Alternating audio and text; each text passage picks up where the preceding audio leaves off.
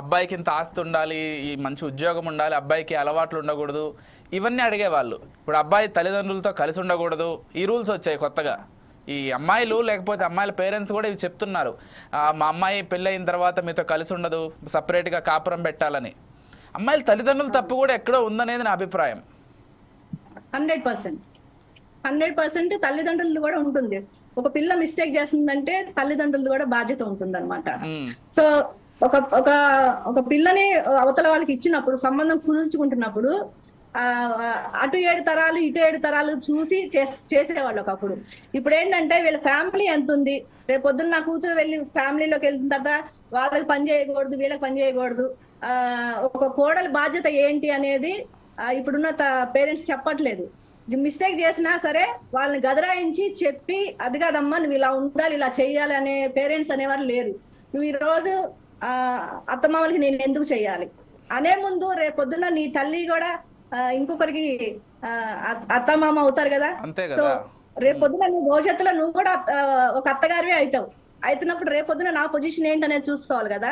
So మన కోడలు మాత్రం మన ఇంట్లో ఉండాలి, మన కూతురు మాత్రం సపరేట్ కాపురం పెట్టాలి. సో ఇది అనేది కాన్సెప్ట్ అనేది వాళ్ళకి అర్థం కాదు, అర్థం అవుదో కానీ తెలియదు. కానీ సగం వరకు పేరెంట్స్ తప్పు ఉండదు. తప్పు జరిగినప్పుడు ఫ్యామిలీని కూర్చోబెట్టి, అటుగాని ఇటుగాని అందరు కూర్చోబెట్టి, నీది తప్పు ఉంది, ఇది నువ్వు తప్పు చేసినప్పుడు కూతురైనా ఎవరైనా సరే ఖండించి చెప్పాలి వాళ్ళకి. నువ్వు తప్పు చేసావు, తప్పు నీదే ఉంది అని కూతురైనా ఎవరైనా సరే చెప్పగలిగే పేరెంట్స్ ఉండాలి. ఉండినప్పుడే వాళ్ళ కాపురాలు బాగుంటాయి. చిన్న చిన్న ఇష్యూస్ అంటే అసలు కొన్ని విషయాలు చూస్తుంటే మేము అంటే కొన్ని కేసెస్ మా దగ్గరికి వస్తూ ఉంటాయి. అందులో అసలు మేజరే కాదు, అసలు అందులో ఇష్యూనే ఉండదు, కానీ డైవర్స్ దాకా వెళ్ళిపోతారు. చిన్న ఇష్యూ, చాలా సిల్లీ ఇష్యూస్. బర్త్డేకి గిఫ్ట్ ఇవ్వలేదని, ఏదో ఒక మాట అన్నాడని, సారీ చెప్పలేదని, ఈ ఇష్యూస్ కూడా డైవర్స్ వరకు వెళ్ళే కేసెస్ కూడా ఉన్నాయి. చిన్న చిన్న ఇష్యూస్. అడ్జస్ట్మెంట్ అనేది అంటే భార్య కావచ్చు భర్త కావచ్చు, ఇద్దరికి అడ్జస్ట్మెంట్ మెంటాలిటీ అనేది ఉంటే కనుక ఏదైనా సరే మనం లీడ్ చేయగలుగుతాం. అవతల వాళ్ళు ఏదైనా అన్నా సరే మనం చెప్పగలిగేటట్టు ఉండాలి. కానీ ఫ్యామిలీని నాశనం చేసుకొని, భర్తను వదిలేసుకొని, లేకపోతే భార్యను వదిలేసుకొని 100 రకాల రూమర్స్ అక్కడ ఏం లేకపోయినా సరే పక్క వాళ్ళు చెప్పినవి విని అట్లా కాపురాలు నాశనం అయిన ఉన్నాయి. పక్కన ఎవరో చెప్పారు ఇది అంటే అది ఎంతవరకు నిజం ఏంటనేది తెలుసుకోరు. సరే ఒకవేళ మిస్టేక్ జరిగింది, తన వల్ల అతని వల్ల ఆవిడ వల్ల మిస్టేక్ జరిగింది, బంధం ఏంటి, భార్యాభర్తల బంధం ఏంటి తెలుపుకునేది కాదు కదా. సో ఎక్కడ మిస్టేక్ జరిగింది సార్, మిస్టేక్ జరిగినప్పుడు నువ్వు ఈ తప్పు చేసావు, ఇది కాదు, ఇలా చెయ్యాలి, ఇలా చెప్పాలి అని ఒకరికొకరి అండర్స్టాండింగ్ అనేది ఉండాలి. ఉన్నప్పుడే ఫ్యామిలీ బాగుంటది, కాపురాలు కూడా బాగుంటాయి అనమాట. భార్యాభర్తలైనా సరే బాగుంటారు. ఇప్పుడు ఈ పైచాచిక ఆనందంతో బాయ్ ఫ్రెండ్ అని, ఆ ఫ్రెండ్ అని, ఈ ఫ్రెండ్ అని, ఇప్పుడు అలాంటప్పుడు ఈ బంధం ఎందుకండి? ఒక బంధం అనేది ఏర్పరిచారు కదా, ఈ బంధం ఎందుకు? ఆ బంధానికి వాల్యూ లేకుండా పోతుంది. సొసైటీలో దుర్మార్గంగా నీచంగా తయారవుతున్నారు మనుషులు కూడా. ఈ బంధం అనుకున్నప్పుడు ఆ బంధాన్ని మనం కాపాడగలిగేటట్టు ఉండాలి.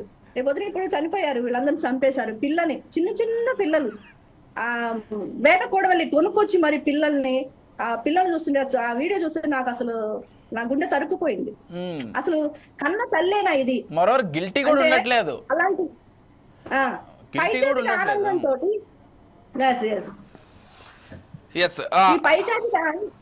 ఈ పైచాచిక ఆనందంతో కన్న పిల్లల్ని కూడా చంపిన తల్లి అంటే అది ఎంత దుర్మార్గరాలై ఉంటదండి. లాస్ట్ కి ఆవిడ బతికేమైపోయింది. అదే కదా.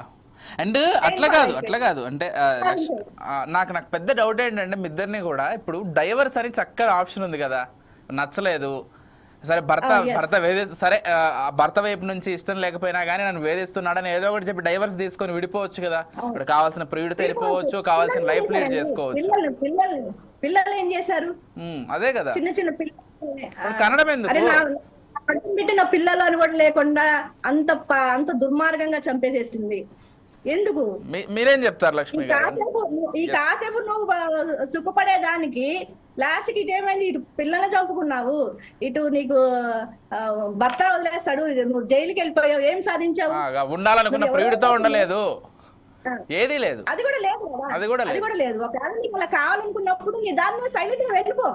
అంతేగాని పిల్లల్ని చంపుకొని నువ్వు ఫ్యామిలీని రోడ్నేసేసి భర్తని రోడ్నేసి ఇవన్నీ చేయాల్సిన అవసరం లేదు కదా. నచ్చినప్పుడు సైలెంట్ గా విడిపోయి మీ దారి మీరు బతకండి.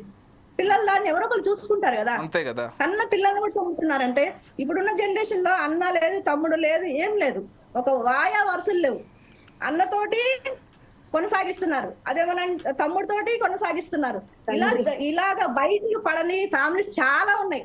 అవును, పైన మా అన్న తమ్ముడు అని చెప్తారు, కానీ బ్యాక్ చూస్తే వాళ్ళు రిలేషన్ వేరు.